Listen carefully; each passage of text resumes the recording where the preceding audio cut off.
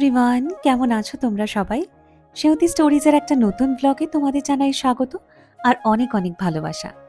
আজকে একেবারে crystal clear sky, আর এরকম আকাশ দেখলে খুবই ইচ্ছে করে যে সকাল সকাল সমস্ত কাজ একেবারে টাইম মতন সেরে ফেলি।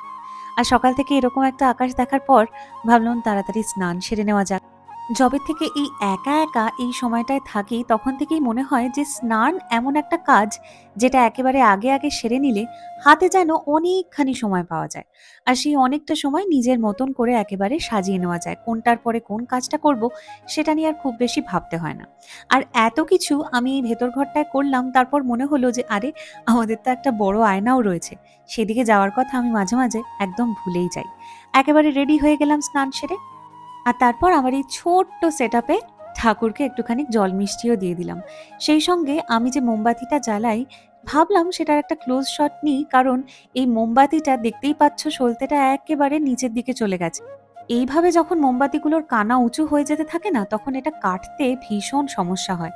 আগেরবার সেই ছুরি দিয়ে প্রচুর কসরত করে কেটেছিলাম। আর আজকে আমার দুপুরবেলায় যা খাবারের জন্য রয়েছে তা হলো আগের দিনের কিছুটা ভাত রয়েছে, আর সেই সঙ্গে ডালও রয়েছে। আলাদা করে আর কিচ্ছু আজকে করতে ইচ্ছে করেনি, কারণ রাত্রিবেলা অন্য একটা জিনিস বানানোর ইচ্ছে আছে। সেই জন্য ভাবলাম যে কয়েকটা পাঁপড় ভাজা করে নিই।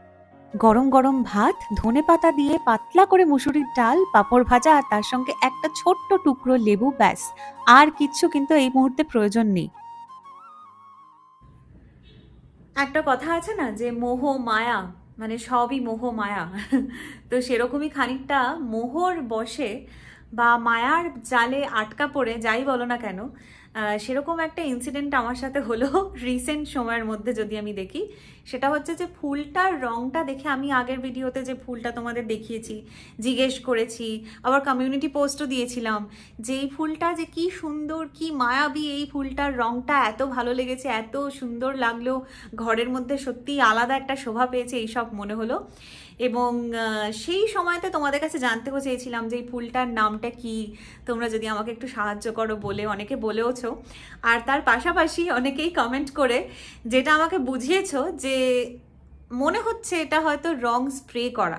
একজন বন্ধু লিখেছে যে আমার ব্যক্তিগতভাবে মনে হচ্ছে যে হয়তো এটার রংটা সাদা হওয়ার কথা, রং আলাদা করে স্প্রে করা হয়েছে। এবং তখনও আমি যে খুব একটা খেয়াল করেছি তা নয়, হঠাৎ করে আমার এই কমেন্টগুলো পড়ার পরে আমি একটু কাছে গিয়ে দেখতে গেলাম, এবং তারপরে যেটা লক্ষ্য করলাম সেটা হলো যে জল যেটাতে দেওয়া রয়েছে, খুব সামান্য পরিমাণে একটু জল দেওয়া রয়েছে ভাজে, সেটা পুরোপুরি নীল হয়ে গেছে। দাঁড়াও তোমাদের দেখাচ্ছি।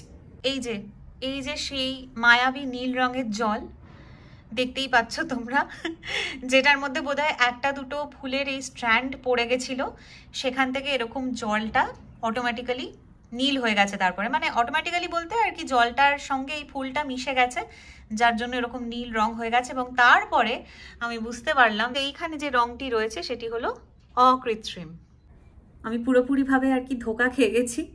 কোনো জিনিস ভীষণ সুন্দর বলে চট করে প্রেমে পড়ে গেলাম, আর তারপরে নিয়ে এলাম, আর এসে একেবারে মুগ্ধ হয়ে তাকিয়ে রইলাম। যদিও এখনো ভীষণই ভালো লাগছে, সেটা ব্যাপার নয়, কিন্তু তাহলেও এটা যে আসলে মানে আসল রং নয়, এটা যে স্প্রে করা, সেটা জানার পরে একটুখানি খারাপ তো ডেফিনেটলি লেগেইছে।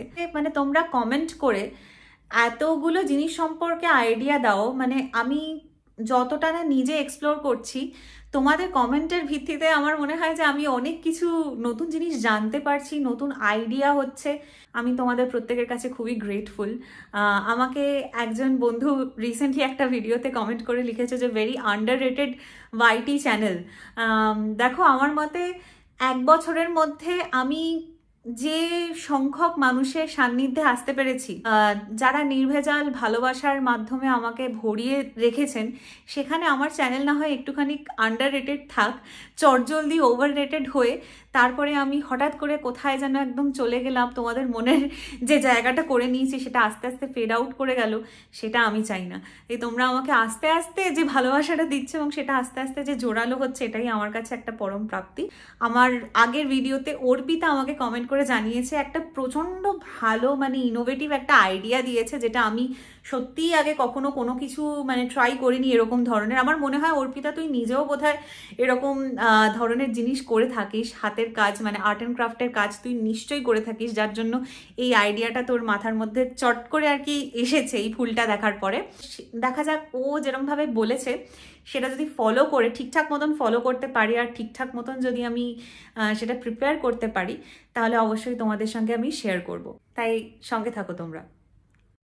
প্রথমেই আমি যেটা করে নিলাম সেটা হচ্ছে ফুলের ওই গোছা থেকে একটুখানি ফুল আমি কাঁচি দিয়ে কেটে নিলাম, একটু ছোট করেই কাটলাম। আর তারপরে এই কাগজটাও পোস্ট কার্ড সাইজের মতন করেই কেটে নিলাম। আর এরপর এটাকে কফির মধ্যে চোবাবো, তবে এইটার মধ্যে নয়, এইটা কিন্তু আমাকে সৌরভ বানিয়ে দিয়েছে। নতুন একটা গ্রাউন্ড কফি নিয়ে এসছে, বেশ ভালো খেতে। এই যে ইনস্ট্যান্ট কফি ছিল, সেটার মধ্যেই ভালো করে জল দিয়ে মিশিয়ে নিলাম। আর এই বাটিটার মধ্যেই আমি এই কেটে নেওয়া কাগজটাকে আমি চুবিয়ে দেব এবং সাথে সাথেই তুলে নেব, খুব বেশি নরম নয়তো হয়ে যাবে।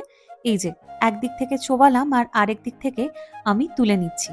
খুব বেশি গোলেনি কফিটা, যার জন্য একটু দানা দানা মতন হয়ে রয়েছে, তবে আশা করি সেটা এই টিস্যু পেপারটার মধ্যেই অনেকটা চেপে উঠবে। আর ওই দিকটাতে আবার একটু সাদা হয়ে গেছিল, তাই আঙুল দিয়ে ভালো করে ঠিক করে নিই। এবারে এটাকে হেয়ার ড্রায়ার দিয়ে ভালো মতন শুকনো করে নেব।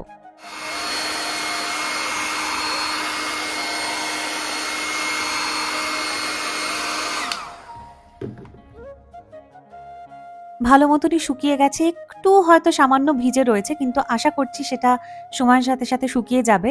কিন্তু বেশিটাই একেবারে ড্রাই হয়ে গেছে এই ব্লো ড্রাইটা দেওয়ার পর থেকেই। এই জিনিসটা আমি প্রথমবার ট্রাই করলাম, আর সত্যিই দেখে কিন্তু মনে হচ্ছে যেন পুরনো কোনো খাতার বা ডায়েরির পাতা আমি পেয়েছি কোথাও থেকে।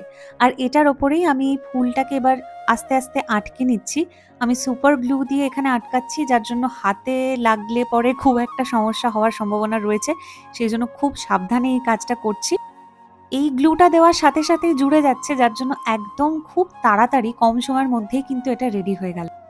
এক কথায় বলতে পারি কালার কম্বিনেশনটা আমার ভীষণ ভীষণ পছন্দ হয়েছে, এবং এটা এমনি আলোয় যতটা না সুন্দর লাগছে, রোদ পড়ার পরে যেন মনে হচ্ছে আরো বেশি এর সৌন্দর্যটা আমাদের চোখের সামনে ফুটে উঠছে। কি বলো তোমরা? তোমাদেরও ভাল লাগছে না এই কালারটা দেখতে? জানিও অবশ্যই কমেন্ট করে। এইবারে যেটা করার কথা সেটা হচ্ছে কিছু একটু লিখতে হবে।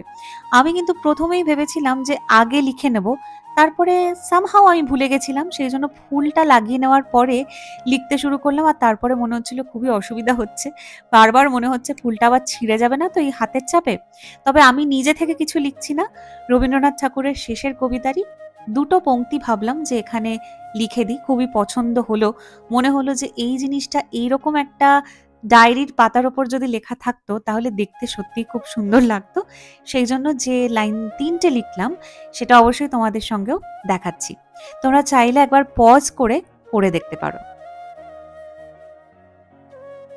গোটা জিনিসটা সত্যিই আমার ভীষণ পছন্দ হয়েছে। থ্যাংক ইউ জানাই আবারও অর্পিতাকে এত সুন্দর একটা আইডিয়া দেওয়ার জন্য। এইবারে এটাকে ভেবেছি যে ফ্রেম করে নেব, তবে আর কটা দিন বাদে এটা করতে পারবো, কারণ হাতে এই মুহূর্তে ওই দোকানে যাওয়ার মতন সময়টা নেই। তবে অবশ্যই এটা ফ্রেম করে তারপরে সাজিয়ে ফাইনাল কেমন দেখতে লাগছে সেটাও তোমাদের সঙ্গে ডেফিনেটলি শেয়ার করব। আর এটা করতে করতেই আস্তে আস্তে দেখলাম যে সূর্য ডোবার পালা চলে এসেছে। তবে আকাশে আজকে বেজায় মেঘ করেছে। সকালবেলায় কিন্তু এতটা মেঘ ছিল না, হঠাৎ করে কোথা থেকে যে এরকম মেঘ চলে এলো সেটাই আমি দাঁড়িয়ে দাঁড়িয়ে ভাবছিলাম। তবে এই মুহূর্তে ওয়েদারটা কিন্তু বেশ ভালোই রয়েছে।